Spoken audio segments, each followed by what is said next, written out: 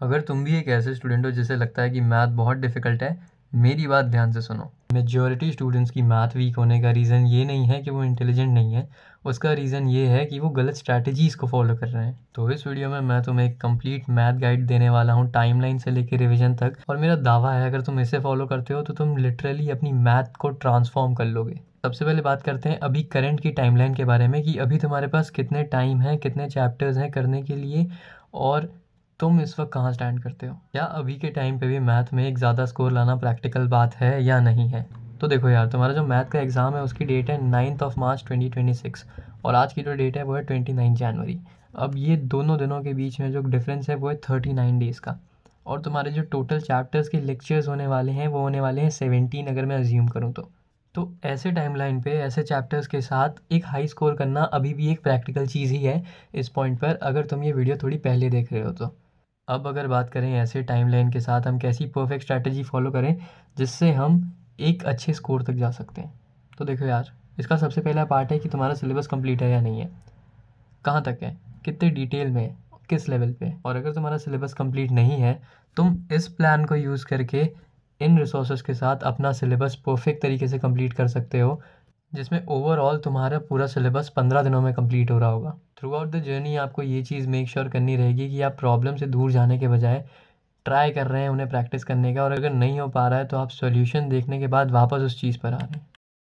तो एक बार जल्दी से बात कर लेते हैं कि अगर सिलेबस कंप्लीट नहीं है तो करने के लिए वो 15 डेज़ का प्लान क्या रहेगा। तो देखो यार, एक प्रॉब्लम जो मैंने नोटिस करी है वो ये करी है कि आज के टाइम पे हम कहीं पर भी कोई भी स्ट्रैटेजी वाली वीडियो देखने जाएँ या कोई भी चीज़ देखने जाएँ जिसमें हमें एक सिलेबस का रोड मैप मिलता है, तो वो इस तरीके से मिला होता है जैसे कि उस सब्जेक्ट के अलावा हमारे पास कोई दूसरा सब्जेक्ट है ही नहीं पढ़ने के लिए। तो मैंने उसी चीज़ को अवॉइड करने की कोशिश करी है, जिसमें अगर आप अपने दिन का 2 से ढाई घंटा भी निकाल के मैथ को दे रहे हैं तो आप एक्सेप्ट इंटीग्रेशन, आप बाकी सारी चीज़ें अच्छे से कर पाएँगे। एक्सेप्शन ये है कि इस वाले दिन आपको टाइम जो है वो थोड़ा ज़्यादा निकालना पड़ेगा, बाकी सब्जेक्ट्स में थोड़ा कॉम्प्रोमाइज़ करके। तो देखो यार, स्टार्ट होता है जब आप पहले और दूसरे दिन करेंगे मैट्रिसेस एंड डिटर्मिनेंट्स।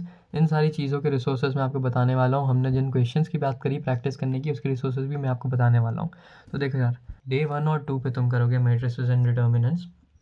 ध्यान देना तुम मैट्रिसेस पहले करो, क्योंकि डिटर्मिनेंट्स में जो है इसके कॉन्सेप्ट बहुत यूज़ होते हैं। फिर उसके बाद डे 3, 4, 5 पे तुम करोगे वेक्टर एंड 3D। ध्यान रखना तुम वेक्टर्स पहले करो, क्योंकि वेक्टर्स के बहुत सारे कॉन्सेप्ट जो हैं वो 3D ज्योमेट्री में लगते हैं, और वेक्टर्स करने के बाद 3D बहुत आसान भी लगता है। उसके बाद तुम इन्हीं दिनों में LPP और प्रोबेबिलिटी भी कर लो, कि ये चारों जो चैप्टर्स हैं ये बहुत ईजी हैं करने के लिए, बहुत छोटे हैं करने के लिए। उसके बाद डे 6 आप पूरा दे सकते हो रिलेशन आन फंक्शन के लिए। डे 7 आप दे सकते हो इनवर्स ट्रिग्नोमेट्रिक फंक्शंस के लिए। इसी पैटर्न को फॉलो करते करते इतने दिन में आपके बहुत सारे आपके आपके बहुत से इंपॉर्टेंट चैप्टर्स जो हैं वो कंप्लीट हो जाएंगे। अब हम बात करते हैं ऐसे चैप्टर्स के बारे में जिन्हें कंप्लीट करना थोड़ा टफ है, लेकिन हाँ, सिलेबस कंप्लीट करने के लिए करना ही पड़ेगा। डे 8 पे तुम कर सकते हो कंटिन्यूटी। डे 9, 10, 11 कंबाइन करके इन दिनों का तुम टारगेट बना सकते हो differentiability and application of derivatives. अब ध्यान देना, एप्लीकेशन ऑफ डेरिवेटिव्स जो है वो थोड़ा बड़ा चैप्टर है, तो ट्राई करना इसे तुम डे 10, 11 में करने की कोशिश करो। उसके बाद 2 दिन तुम्हें देने पड़ेंगे इंटीग्रेशन के लिए। देखो, इंटीग्रेशन अगर पढ़ना है तुम्हें तो ये चीज़ दिमाग में लेकर पढ़ना कि इंटीग्रेशन तुम कभी भी अगर अभी स्टार्ट करो तो 100% तरीके से उसे ख़त्म नहीं कर सकते, अनटिल एंड अनलेस तुम अपना पूरा टाइम इसे देने लग जाओ, जो कि प्रैक्टिकल नहीं है। बट हाँ, स्टिल इस दिन तुम्हें थोड़ा ज़्यादा टाइम निकालना पड़ेगा। आई एम अज्यूमिंग दोनों दिन 4-4 घंटे भी तुम्हें मैथ पढ़नी पड़ जाए, बट हाँ, इतना तो करना ही पड़ेगा अगर तुम अपने मार्क्स सैक्रिफाइस नहीं करना चाहते हो तो। डे 14 पे तुम्हें करना पड़ेगा एप्लीकेशन ऑफ इंटीग्रल्स। डे 15 पे तुम ख़त्म कर सकते हो डिफरेंशियल। डे 15 पे तुम ख़त्म कर सकते हो डिफरेंशियल इक्वेशन के साथ अपना सिलेबस। अब ये सारे सिलेबस करते करते यहाँ मैंने कुछ तुम्हें रिवीजन की स्ट्रैटेजीज भी बता रखी है, जिसे तुम फॉलो करोगे तो तुम जो आगे पढ़ रहे हो पीछे वाली चीज़ें तुम्हारे दिमाग से नहीं जाएगी। लेकिन रिवीजन के पहले हम ये बात कर लेते हैं कि ये 15 डेज़ का जो प्लान है, उसके बाद उसके लिए जो प्रॉपर रिसोर्सेज हैं, जो सबसे रेलिवेंट है, वो कहाँ है। तो अगर मैं बात करूँ वीडियो लेक्चर्स की, वन शॉट वीडियो लेक्चर्स की, तो देखो, कॉन्सेप्ट बिल्डिंग के लिए और थ्योरी और उसकी एप्लीकेशन सीखने के लिए तुम साइंस एंड फन की प्लेलिस्ट यूज़ कर सकते हो, जिसमें उशांक सर ने पढ़ा रखा है। इनके पास 20 ईयर्स बोर्ड पढ़ाने का एक्सपीरियंस है, एंड ट्रस्ट मी, मुझे ऐसा लगता है कि ये चीज़ बहुत रेलेवेंट है, बिकॉज इनके पास जो है प्रॉपर एक्सपीरियंस है उस चीज़ का। उसी टाइम पे देखो यार एनसीईआरटी भी बहुत इंपॉर्टेंट होती है और ऐसे एंड टाइम पे तुम पूरी एनसीईआरटी करने तो जाओगे नहीं। तो इन्हीं लेक्चर्स में एनसीईआरटी के जो बेस्ट क्वेश्चंस हैं, मोस्ट एक्सपेक्टेड हैं, वो सारे इसी में मिल जाएंगे तुम्हें। उसके बाद मैं बात करता हूँ क्वेश्चन प्रैक्टिस तुम कहाँ से कर सकते हो। तो देखो यार सेम टीचर की तुम्हें वेकअप सीरीज़ भी मिल जाएगी यूट्यूब पे। मैं बोलूँगा कि तुम ये करने के बाद इस पे आ सकते हो, अगर तुम्हारे पास ये 15 डेज़ का प्लान कंप्लीट करने के बाद यहाँ पर और टाइम बच रहा है तो। अब देखो यार सिलेबस तो हो गया, पता भी चल गया कितने दिनों में कंप्लीट होगा, क्या करना है, लेकिन क्या परफेक्ट स्ट्रैटेजी है रिवीजन कंप्लीट करने के लिए। तो देखो यार रिवीजन के लिए मेरा सजेशन तुम्हें ये रहेगा कि डेली जो है जो तुम टाइम निकाल रहे हो मैथ के लिए, भले वो 2 घंटे हैं या 2.5 घंटे हैं, उसमें क्वेश्चंस वाले पार्ट के लिए भी जगह बनाए रखो। उसके बाद तुमने जो पहले किया है आज से उसे डेली 10 मिनट निकाल के रिवाइज अगर तुम करोगे तो वो सारी चीज़ें तुम्हारे दिमाग में एक फ़ोटोग्राफिक मेमोरी की तरह बन जाएगी। ये वाला पैटर्न जो होता है रिवीजन का, ये सबसे इफेक्टिव इसलिए होता है क्योंकि ये किस तरीके से काम करता है पता है।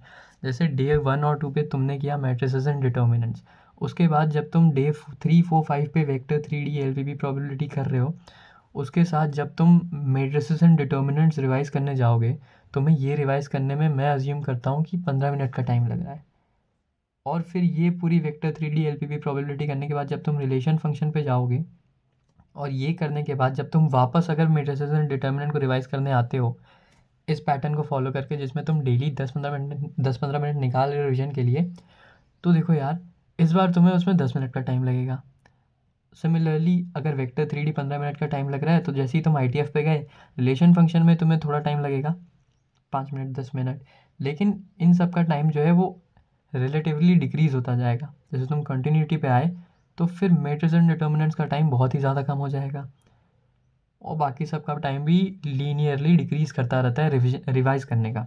सिमिलरली जब तुम डिफरेंशियल इक्वेशन पे आओगे तब ऐसा सीन हो जाएगा कि मान लो तुम्हें स्टार्टिंग के 3-4 चैप्टर रिवीजन करने की ज़रूरत भी नहीं पड़ रही है, वो इतने अच्छे तरीके से तुम्हारे दिमाग में आ गए हैं। ठीक है, so this is how it works. और स्ट्रैटेजी में जो फोर्थ स्ट्रैटेजी आती है वो ये है कि भाई एग्जीक्यूटिंग स्टार्ट करो इंस्टेड ऑफ एक्सपेक्टिंग कि चीज़ें खुद से चेंज हो जाएगी।